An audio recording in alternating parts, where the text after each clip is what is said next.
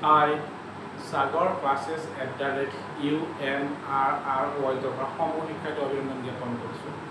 আজি আমি নৱমমান শ্ৰেণীৰ মেথছখনৰ অৰ্থাৎ গণিতখনৰ এনেকুৱা এটা টপিক আছে যিটো টপিক শুনিলে অত্যান্বিত। সেই টপিকটো হ'ল এইটো যে সংখ্যা প্ৰণালী।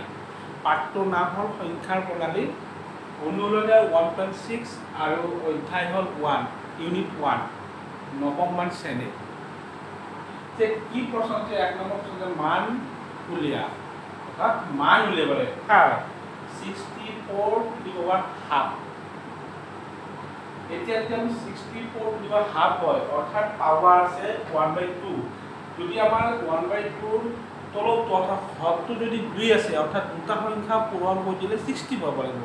কি দুটা একে সংখ্যা পূৰণ কৰি দিলে 60 পাব, অৰ্থাৎ কি হ'ব 8 দুটা পূৰণ কৰি দিলে 60 পাব। এতিয়া আমি ইয়াত সলভ কৰিব লাগে যে কি যে ইয়াত 2 আছে, 2 থাকা ইয়াত কি আছে 60 আছে, তিনিটা অৰ্থাৎ 8 যদি আমি দুটা ইনটু কৰি দিওঁ 60 পাব, অৰ্থাৎ 1 হৈ গ'ল। ইকুৱেল ইয়াত 8 কেইটা আছে, দুটা আছে 2 স্কয়াৰ দিয়া ইনটু 1/2 দিয়া।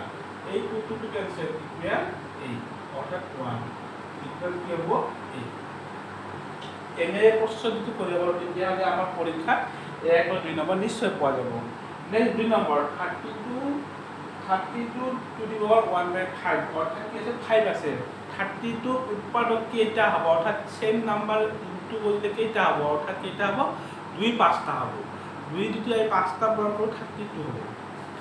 ইকুৱেল ইয়াত কিমানটা 2 5টা দিয়ে, এটা দুটা তিনিটা চাৰিটা পাঁচটা ইয়াত ব্ৰেকেট আৰু কি লিখিলি 1/5। ওকে, কেইটা 2 এই 2 পাঁচটা এটা সমান কেইটা 2 এটা দুটা তিনিটা চাৰিটা পাঁচটা ইয়াত 5 লিখি দিয়া ইনটু দিয়া 1/5 লিখি দিয়া। ওকে, এই 5 কেনসেল ইয়াত 2 হ'ল 1 ইকুৱেল 2। অৰ্থাৎ যদি আমাৰ পৰীক্ষাত এই প্ৰশ্নটো আহে তেতিয়াহ'লে আমি 1 বা 2 নম্বৰ নিশ্চয় পাম।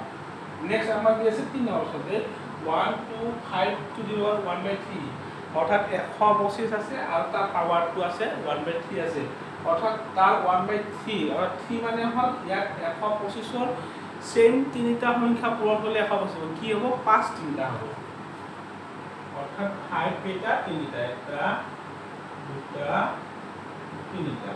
ওকে, ইয়াত লিখিলো 1/3। এই ব্ৰেকেটটো যদি 5 তিনিটা তাৰে এটা কমন লোৱা, কমন লোৱাৰ লগে লগে ইয়াত কেইটা মান আছে এটা দুটা তিনিটা ইয়াত 3 লিখি দিয়া ইনটু 1/3। ওকে, এইটো কাটি দিয়া কি হ'ব 5 1 ইকুৱেল 5। যদিহে আমাৰ এই প্ৰশ্নবোৰ যদি এনেকুৱা প্ৰচেছত থাকে বা যিকোনো নাম্বাৰত থাকিলে পাৱাৰটো যদি যি থাকে পাৱাৰৰ হৰটো যি থাকে কিমানটা নাম্বাৰ ইনটু কৰি দিলে আমাৰ ইনটু কৰি দিলে সেই মূল নাম্বাৰটো হ'ব আৰু সেই মূল নাম্বাৰটো যিমানটা থাকিব তাৰ কমন লোৱা আৰু বাকীটো লিখি যায় তাত কটা কৰি যাব। অৰ্থাৎ আমাৰ 64 আছে, 64 1/2 হ'ল কি 64ত কি 1/2 অৰ্থাৎ 2 আছে, দুটা সেম নাম্বাৰ হ'লে ক'লে কি হ'ব 8 এতিয়া 64 8টো কমন ল'লো এটা 8 এটা দুটা লিখি কাটা কাটি যায় গ'ল 8। গতিকে এনেধৰণৰ প্ৰশ্ন বিভিন্ন ধৰণে আহিলে আমাৰ কোনো অসুবিধা নাই, নিশ্চয় আমি কৰিব পাৰিম। Thank U.